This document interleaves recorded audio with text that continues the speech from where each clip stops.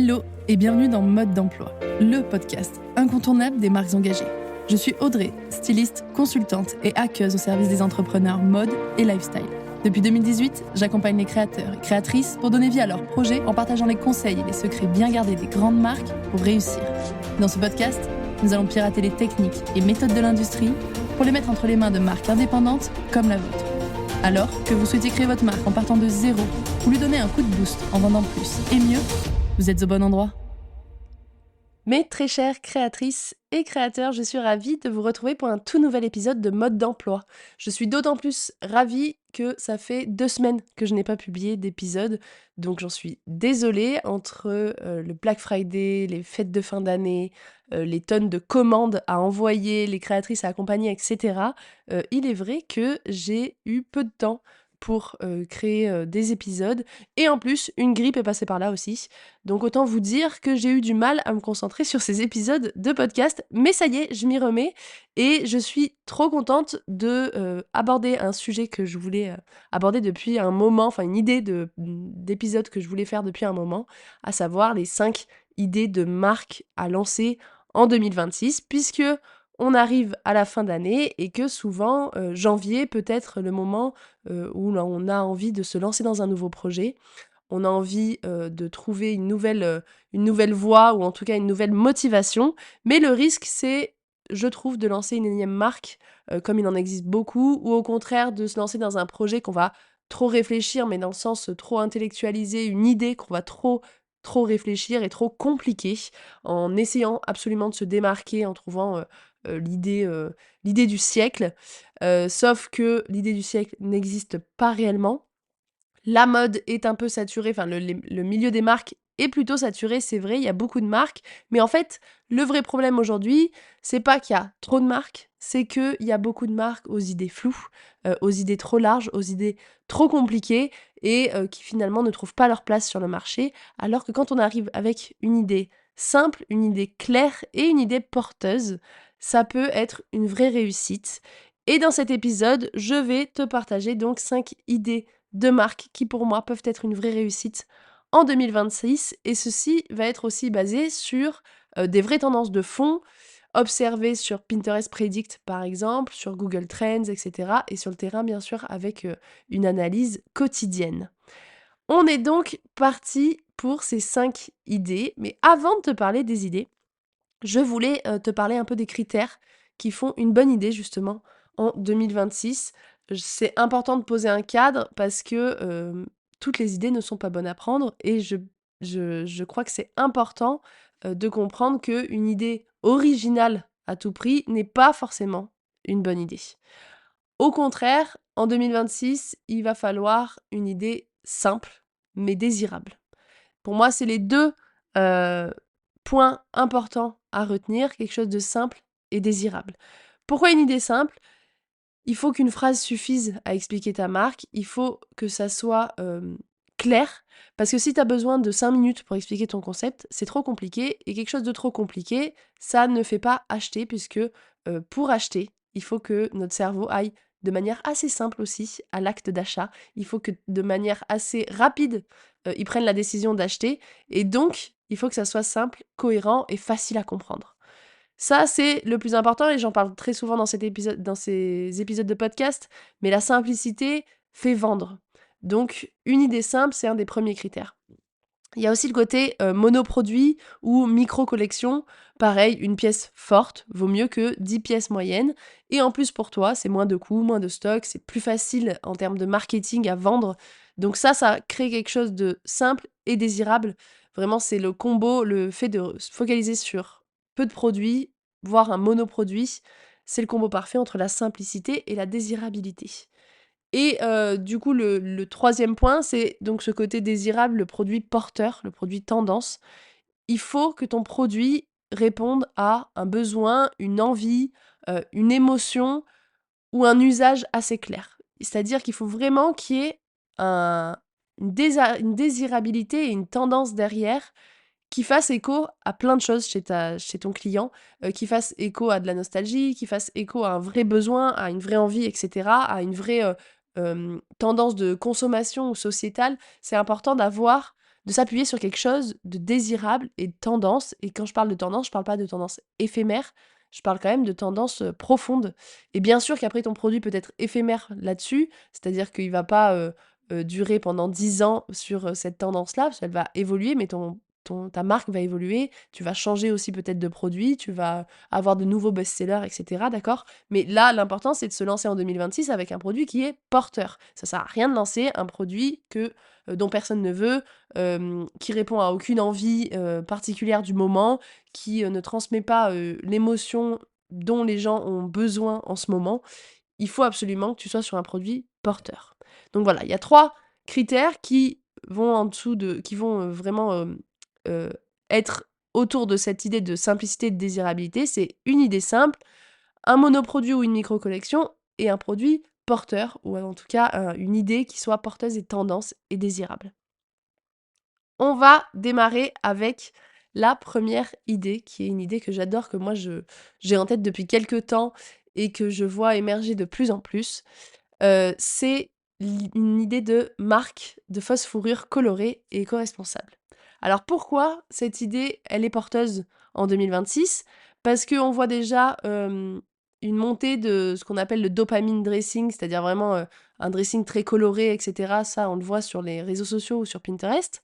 Un besoin de réconfort et de matière chaude et de ce qu'on va appeler le côté tactile, c'est-à-dire vraiment des matières, qui vont être très tactiles, qui vont apporter vraiment quelque chose, émotionnellement et une fausse fourrure qui va devenir plus quotidienne que fashion show, avec un côté vraiment, plus, prêt-à-porter. Alors la marque de fausse fourrure, on peut se dire: «Mais en fait, c'est assez vulgaire la fourrure, il y a un côté dépassé. Maintenant, justement, la vraie fourrure est interdite et cetera».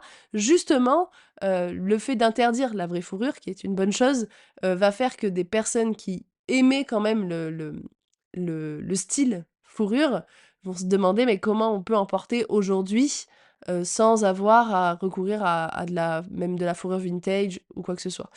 Là, l'idée, c'est vraiment de se poser sur une marque spécialisée dans ce côté fluffy de la fausse fourrure colorée et je pense que c'est hyper porteur parce que pareil, en face d'une tendance aux couleurs blanches, aux couleurs vraiment neutres et cetera, finalement, la fausse fourrure colorée et peut-être même un motif avec des couleurs hyper flashy, ça va venir, apporter un contraste fort et des gens vont forcément avoir une vraie désirabilité, émotionnelle aussi sur ce type de produit. En plus, pourquoi c'est une bonne idée business? Parce que le panier moyen peut être assez élevé, donc ça c'est une bonne chose. C'est un vêtement où on est capable de mettre plus d'argent que dans un simple t-shirt, d'accord? Une veste en fausse fourrure, on peut mettre de l'argent là-dedans et c'est un produit qui est très identifiable visuellement. C'est-à-dire que si demain je lance une marque de fausse fourrure colorée avec vraiment un univers très fort, il y a moyen que, si j'en vende, une petite dizaine déjà, les gens se reconnaissent entre eux, les gens vont reconnaître que c'est ma marque parce que forcément c'est un produit, qui va taper dans l'œil. Donc cette marque-là, il faut qu'elle ait un positionnement fun, il faut qu'elle ait un positionnement responsable bien sûr, il faut qu'elle ait des couleurs hyper fortes, des couleurs signatures. Il faut vraiment aller à fond dans presque du kitsch, il faut jouer les choses à fond sur ce type de marque, de fausse fourrure. C'est important et surtout c'est important de se détacher aussi des codes de la «fourrure traditionnelle» entre guillemets, à savoir les manteaux très longs, les styles très raccoon et cetera. C'est pas du tout l'esprit. Là, il faut vraiment utiliser de la veste, du manteau court, des gilets, des pièces qui soient, un peu plus quotidiennes, et qu'on ait envie de porter vraiment au quotidien pour tous les jours, malgré qu'on soit sur quelque chose de très coloré et de très tape à l'œil. Donc voilà pour cette première idée, la marque de fausses fourrures colorées éco-responsable et d'ailleurs, j'ai un fournisseur en tête, moi, que j'adore, qui est un fournisseur, parisien et qui a de la fausse fourrure, mais incroyable, avec des couleurs, des tie and dye, des motifs, incroyables et vraiment je me dis: «Mais si je devais lancer cette marque, je le ferais avec lui, ce serait, assez fou», parce que, c'est vraiment des fausses fourrures qui sont faites avec, du polyester recyclé et cetera et donc qui vraiment, portent un message et ont un vrai sens, dans cette démarche, éco-responsable sur de la fausse fourrure. Idée numéro 2, ça aussi c'est une idée que j'adore, j'ai un peu mis mon top idée au début, mais idée numéro 2, c'est une marque de vêtements enfants vintage, inspirés vraiment des vêtements, de mamie, des tricots de mamie, les petites layettes que vont faire, les mamies au moment de la naissance et cetera. Alors pourquoi ça marche? Parce que forcément, c'est un truc très nostalgique, et la nostalgie, ça fonctionne dès qu'on est dans des périodes un peu de crise. On a un besoin de réassurance et forcément ça marche. Ça vient toucher des émotions, chez les gens qui vont faire que, on a envie d'avoir ces pièces, on a envie de les transmettre, on a envie de les faire porter à nos enfants et cetera, parce que ça touche en nous, des émotions très fortes. Donc la nostalgie, ça fonctionne et en plus, ça peut être une esthétique très forte visuellement, c'est-à-dire que les enfants des années 90 sont aujourd'hui, les parents, de 2025 et de 2026 et ça, forcément, ça va faire écho à une esthétique qui leur est chère, qui leur rappelle plein de souvenirs et cetera et donc ça fonctionne. On peut imaginer, heu, les sweats tricotés avec des motifs hyper kitsch, hyper vintage, presque du point de croix et cetera. C'est un achat émotionnel plus, plus. C'est vraiment une idée cadeau aussi plus, plus et il y a cette idée de transmission. Je vais transmettre des, mmh, des vêtements que j'ai l'impression d'avoir portés moi en étant enfant et ça, c'est important. On a envie de voir nos enfants là-dedans, on a envie de perpétuer ce genre de choses et plus on va jouer sur ce côté kitsch mais mignon, plus ça peut être réussi comme idée. Donc voilà, des petits pulls, en tricot, ça peut être aussi du sweat, avec vous savez, du motif, hyper vintage et hyper, presque ringard quoi. On peut aller jouer sur ce côté, très ringard. Les pantalons très larges avec des gros motifs, du visuel, qui soit, pareil, toujours une petite touche de ringard et de vintage, ça c'est important. Là, dans cette idée-là, en plus, on peut vraiment, avoir, plein de marques qui se lancent là-dessus parce qu'il y a plein de vintage et d'esthétiques différentes, que ça soit sur, tout ce qui est tricot point de croix, ou alors, tout ce qui est le côté, motif très coloré et cetera. Enfin, vraiment, si on va chercher dans l'esthétique des enfants des années 90-2000, il y a énormément de choses à faire et pour moi, c'est une idée très porteuse vu la période et vu, les parents d'aujourd'hui. Idée numéro 3, une marque d'accessoires pour cheveux ou pour la tête tout simplement. Alors ça, c'est une idée qui paraît très basique comme ça, mais en fait, elle est porteuse. Déjà, on voit que sur TikTok et Pinterest Predict, il y a énormément, tout ce qui est bandana et tout ce qui est foulard. C'est, quelque chose qui buzz beaucoup, beaucoup en ce moment, et en plus, on est sur des idées simples, mais, en termes de business très pertinentes. Pourquoi? Parce qu'on n'a pas de taille, c'est des choses où on va avoir très peu de retours, c'est des achats d'impulsion et c'est parfait pour débuter et pour, démarrer parce que c'est des produits qui sont faciles à faire. C'est-à-dire que là où, quand on parle de veste en fausse fourrure, il faut quand même un atelier qui ait, une connaissance un peu technique de ce travail-là. Pareil sur le côté tricot, même sur du vêtement enfant et cetera.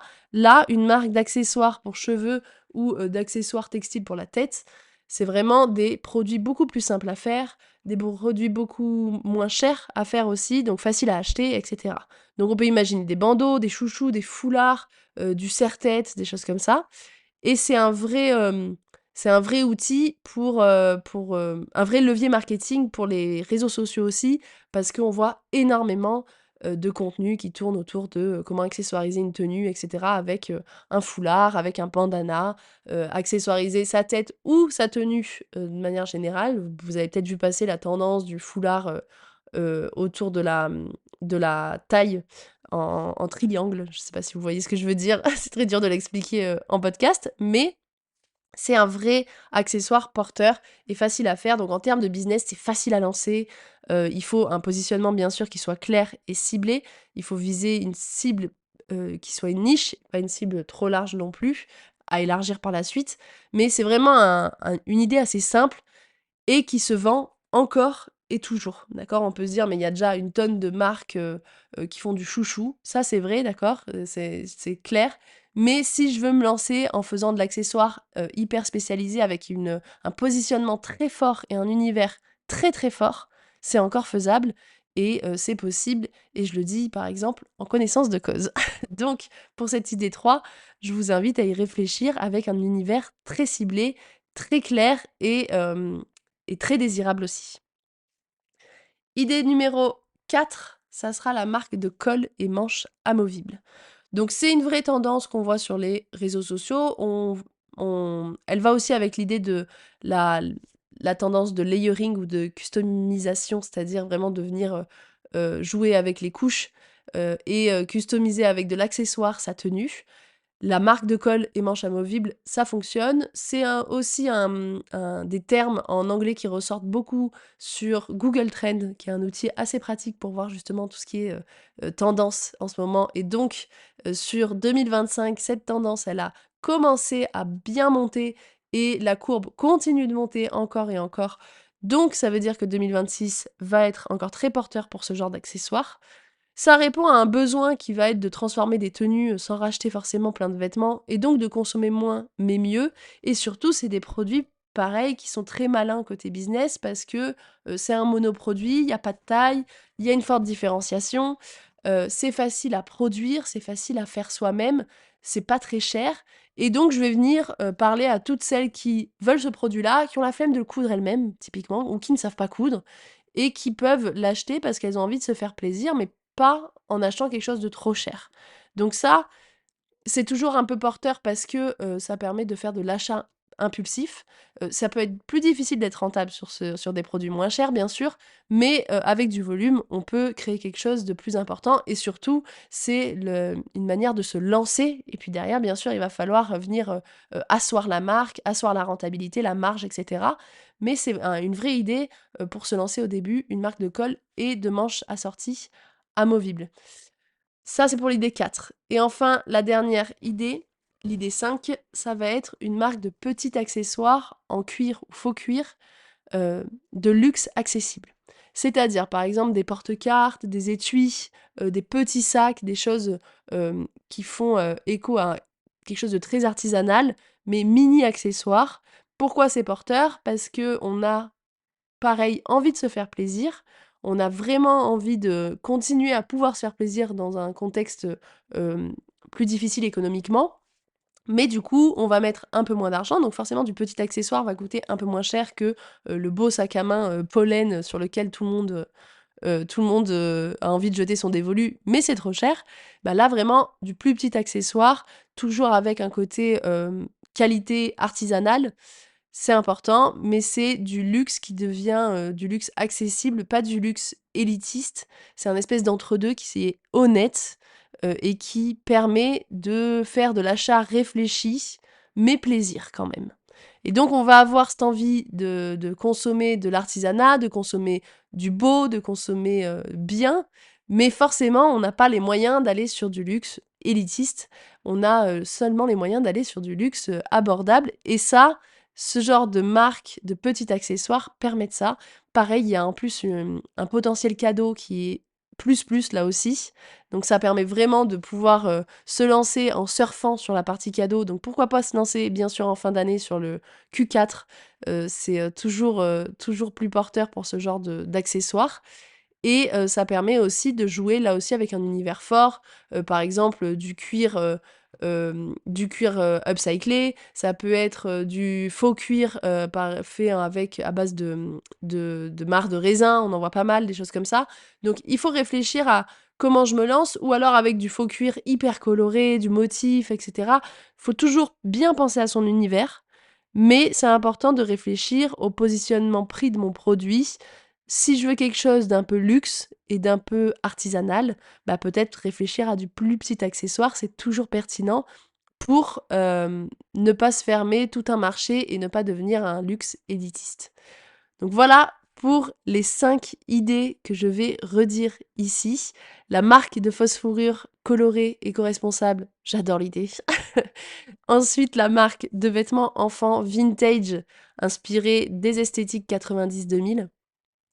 Une marque d'accessoires pour cheveux et pour tête. Là, il y a plein d'idées d'accessoires à trouver et de positionnement à trouver aussi. Mais ça, c'est quelque chose de très porteur et de très pertinent pour se lancer. Si tu as envie de te lancer, je te le conseille.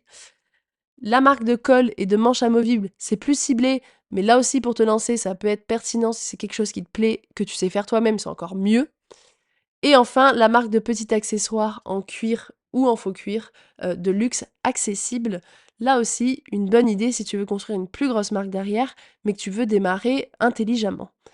Voilà pour ces 5 idées. J'avais envie vraiment de te partager 5 idées que je trouve très pertinentes et que j'aimerais voir émerger chez des auditrices par exemple. Je t'invite à me dire laquelle de ces idées tu trouves la plus pertinente en commentaire. Ça me fait plaisir de voir ton avis et de pouvoir te répondre aussi. Si cet épisode t'a plu, je t'invite aussi à me laisser 5 étoiles, c'est important pour le podcast. Mes très chères créatrices et créateurs, merci d'avoir été à l'écoute. Continuez de transformer vos rêves en réalité. Prenez soin de vous et à bientôt pour un nouvel épisode.